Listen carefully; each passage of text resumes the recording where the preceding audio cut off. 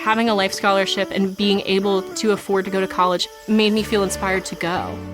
When I got a life scholarship, it was such a relief. I knew that I wanted to have an impact. Having a life scholarship through the SC Education Lottery was huge. It gave me the opportunity to make that impact right here at home. The South Carolina Education Lottery. A better you, a better us, a better South Carolina. Visit sceducationlottery.com/betteryou. Riley Herbst from 2311 Racing here. And you know what grinds my gears? Waiting for coffee. But instead of counting frappes and lattes, I fire up Chumba Casino. No apps, no fuss, just fun social casino games to pass the time. By the time my coffee's ready, order for Riley. I've already taken a few victory laps. Next time you're stuck waiting, make it entertaining. Play for free at ChumbaCasino.com. Let's Chumba. Sponsored by Chumba Casino. No purchase necessary. VGW Group. Void where prohibited by law. 21 plus. Terms and conditions apply.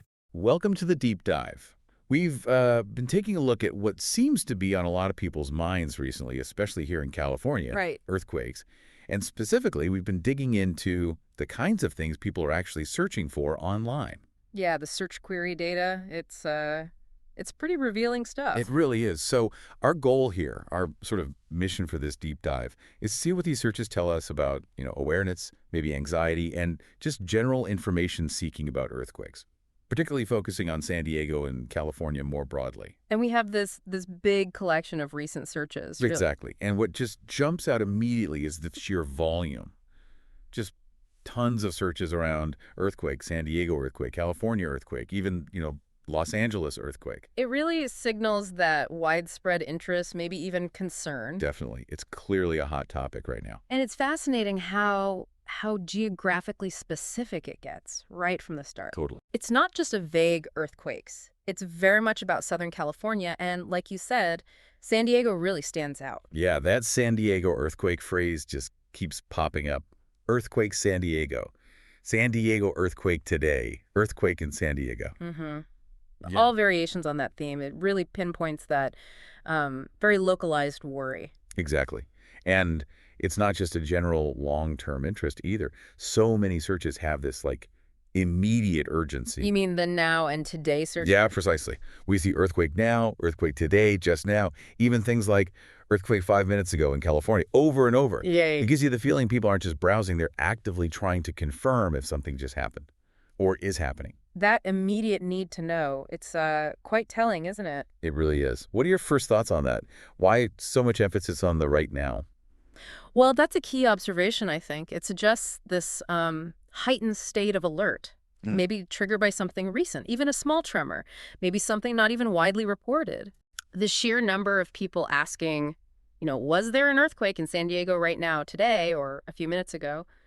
It shows people hitting the internet almost instantly. The second they feel something, or maybe hear a rumor. Exactly. It's like this digital check-in, almost a crowdsourced confirmation system driven by that public concern. Okay, so let's dig a bit deeper then. Beyond just, did it happen? What else are people looking for? Well, we do see searches that suggest people want the bigger picture too. Yeah. Potential consequences, maybe context. Like what? Terms like USGS earthquake or just USGS come up quite a bit. Okay, that's good, right? Points to a trusted source. It does, yeah. That's encouraging. And then you also get things like San Andreas fault, earthquake scale, magnitude, even tsunami. Ah, okay. So it really shows that whole spectrum from basic, what was that, to more informed questions about the science. Exactly. A range of inquiry. When people search for earthquake scale, what are they likely after? Just trying to understand the numbers. Generally, yeah. They're trying to get a handle on the severity. They might hear about the Richter scale, even though it's older. Still the one most people recognize, probably. Probably. Or they might be encountering the moment magnitude scale, which is what scientists use now. Essentially, they want a number to understand how big it was, how much energy. Right. To gauge the potential impact. Precisely. So searching for the scale means they want to move beyond just knowing it happened to understanding how significant it was or might have been. Makes sense. And it's interesting that the San Andreas fault specifically comes up so much. For anyone listening who might not be super familiar, remind us why that fault is such a big deal in California. Well, the San Andreas it's the big one. It's this massive fault line, runs about 750 miles, roughly, through California. Okay. It's basically the boundary where two huge tectonic plates, the Pacific plate and the North American plate are sliding past each other. And that sliding causes the quakes. That movement is the main driver for most of the really significant earthquakes we see in California, yeah. And because it's so long, so active and responsible for, major historical quakes. Like 1906 in San Francisco. Exactly. Its name is just synonymous with California earthquake risk. So it naturally pops up when people get concerned. It's a key piece of the puzzle. Okay, got it. So we have the immediate did it just happen searches, then people looking into the science, the scales, the major faults. But it doesn't stop there, does it? Not at all. We're also seeing tons of searches that are incredibly specific geographically, way beyond just San Diego or LA. Oh, yeah. Like earthquake Los Angeles, obviously, but also earthquake Orange County, earthquake Palm Springs. And even smaller places, right? I saw Julian, CA, and San Diego Country Estates in there. Absolutely. It's clear people are most concerned about, well, what's happening right in their own backyard. Or places they know, places they have ties to. That focus on specific spots, it really drives home how personal this is. It really does. It's not some abstract thing. It's about my city, my neighborhood, maybe where my family lives. Right. Those searches for Julian, for instance, Julian CA, Julian earthquake, that probably points to either, known seismic activity there or maybe a recent tremor that got people's attention focused on that specific area. And that kind of local focus must be super important for emergency services planning, public info campaigns. Crucial. You need to tailor information and response to those very specific regional concerns. Okay, and here's where it gets really interesting, I think. When you combine those real-time searches with the location ones. Ah, yeah, like earthquake now, Los Angeles. Exactly. Or earthquake today, earthquake now, Orange County, earthquake today, San Diego. It's like this constant geolocated status check. People constantly refreshing their search for their specific spot. Yeah, that level of vigilance. Yeah. It's quite something. Could it maybe also suggest maybe a lack of full trust in official channels for that instant update? So they turn to Google instead. That's a really insightful question. It's certainly possible. I mean, the sheer volume of those real-time local searches might reflect not just wanting info fast, but maybe a feeling that official sources aren't quite quick enough for that very local, right-the-second confirmation. So search engines become the default first stop. Perhaps. As a way to quickly gather any information, even if it's not, fully verified yet, it definitely highlights a challenge for official bodies like USGS. The challenge of being both accurate and incredibly fast with very local updates. Exactly, especially right when something might be happening. And look, we also see searches for things like breaking news San Diego earthquake. And specific news outlets, LA Times, San Diego News. That reinforces the idea, too, seeking immediate local reports from anywhere they can find them. Okay, so if we try and sort of wrap this all together, what's the big picture here? What's the main takeaway from looking at all these searches? Well, it really feels like there's this very active, for geographically keyed-in interest in earthquakes in California. Yeah. Definitely active. And the San Diego focus is strong. Very strong. And people aren't just, passively curious.